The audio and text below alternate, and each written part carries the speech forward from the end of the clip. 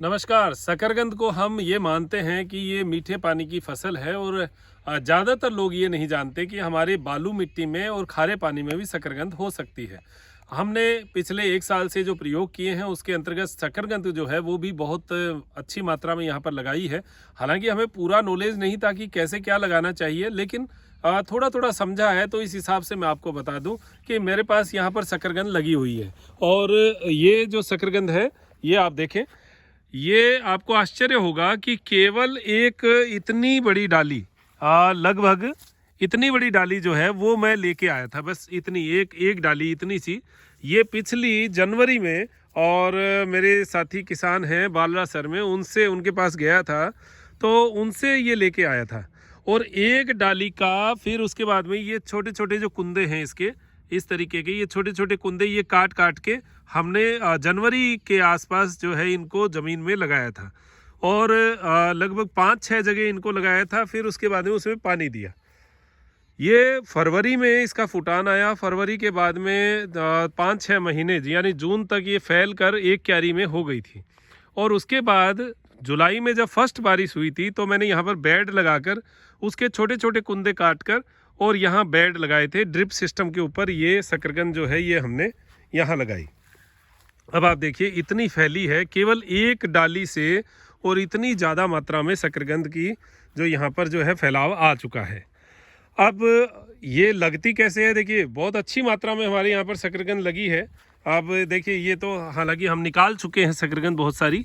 ये इतनी तो मीठी है और इतनी सॉफ्ट जो है ये जो है यहाँ लग रही है। बहुत मोटे मोटे, इतनी मोटी मोटी जो है शकरकंद निकली है।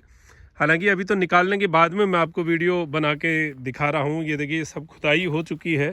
और जब भी और भी, अब जैसे ये जो बेल है देखिए, इसमें जो है ये चारों तरफ जो है शकरकंद चल रही है।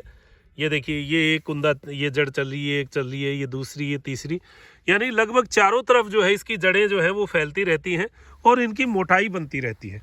और मोटी जो है वो ये मान के चलिए कि 2-2, 3-3 इंच मोटी जो है शकरकंद हो रही है। और बहुत अच्छी मोटाई जो है ये पकड़ती है। आपको लगाना है, मेरा उद्देश्य केवल इतना ही है कि ज़मीन अगर खाली पड़ी आपके पास खेत में तो शकरकंद लगाइए। शकरकंद आराम से 30-40 रुपए के भाव जो है बिकती है और वज़न भी बहुत अच्छा होता है। और वैसे भी अपने लिए भी बहुत बढ़िया कार्बोहाइड्रेट की बहुत अच्छी सोर्स है। सब्जियां वगैरह सब अच्छी बनती हैं और खाने में भी स्वादिष्ट होती हैं। ये देखिए ये की जड़ में बहुत सारी जड़ें थी, ये निकाल ली, यहाँ पर बहुत बड़ी मात्रा में थी। ये जो शकरकंद है ये देखिए, ये अब नीचे आप जड़ देखिए, ये सारी जो है जड़ें चल रही हैं। इनको थोड़ा मिट्टी डालकर जो है और जो नई जड़ें बन रही हैं उनको भी सुरक्षित कर देते हैं। ये आप अपने खेत में लगाइए। और पानी का जो कहते हैं कि खारा पानी जो है उसमें नहीं है, तो यहाँ मेरे पास तो खारा ही पानी है। 2000 TDS का पानी है। अब 2000 TDS के पानी में अगर इतनी शकरकंद लग जाए तो ज़ोरदार बात है। तो आप भी प्रयास कीजिएगा। और इस समय अभी शकरकंद की जो ये बेल है इसकी कोंपलें आप ले आइए। एक बेल बस इतनी सी जो है, एक बेल भी बहुत होगी। अगर इतनी बड़ी डाली भी एक मिल गई आपको, ये भी बहुत है। उसमें से बस ये छोटे छोटे कुंदे तोड़ तोड़ के उनको ज़मीन में रोपण कर दीजिए। और फिर उसके बाद में देखिएगा अगले साल इसकी बहुत सारी बेल जो है फैल जाएगी। उसके फिर कुंदे तोड़ तोड़ के आप अपने पूरे बेड के ऊपर लगाइएगा। ये देखिए ये इतनी लंबी चौड़ी मात्रा में हमने ये शकरकंद लगाई है। और इसका स्वादिष्ट जो आनंद है वो अब हम उठा रहे हैं। इसको उबाल कर चूल्हे में ओट कर इसका जो है वो स्वाद लिया जा सकता है। सब्जी बना के इसको खाया जा सकता है। और जो कमर्शियल खेती करना चाहें तो वो बाज़ार में भी शकरकंद को दे सकते हैं। कोई खर्चा नहीं है इसमें, कोई खर्चा नहीं। केवल आपको ये टाइम से ये लगानी है और पानी लगाना है। अब देखिए मुझे ऐसे लगता है कि ये इतना फैलाव जो आया है इसमें वो केवल जीवामृत की वजह से आया है। मैंने पानी में प्योर जीवामृत जो है इसमें चलाया, वेस्ट डिकम्पोजर और जीवामृत, और उससे जो है ये इतनी सुंदर मात्रा जो है इसकी बनी है। आप देखें यहाँ पर मैंने इसके पास में जई लगा रखी है। जई जो है आप इसका हरापन देखिए, अब कोई ये सोचेगा कि यहाँ मैंने खाद डाली होगी बहुत सारी, नहीं, बिल्कुल कोई खाद नहीं डाली हुई है।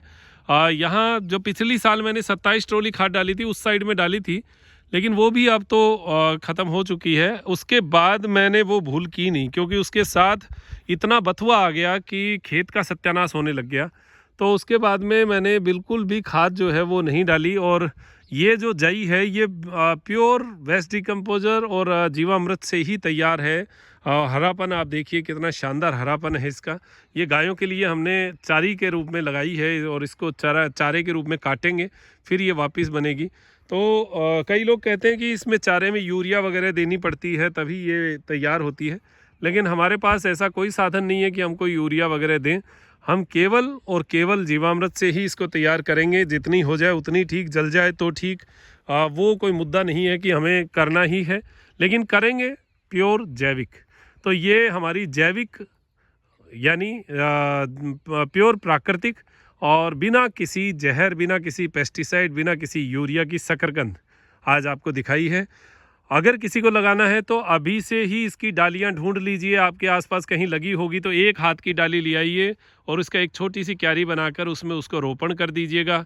हाँ, सर्दियों में आपको उसको ढकना पड़ेगा, बाकी फरवरी के बाद में तो आप इसको लगा ही सकते हैं। तो अभी नज़र में कर लीजिए, फिर फरवरी में आके लगा दीजिएगा और उसमें लगातार पानी दीजिए। जून के माह में ये बढ़कर तैयार हो जाएगी और जैसे ही पहली बरसात आए इसका रोपण कर दीजिएगा खेती के लिए। तो अगली साल आपके खेत में खुद में इतनी शकरकंद हो जाएगी कि आपको तो ख़त्म भी नहीं होगी।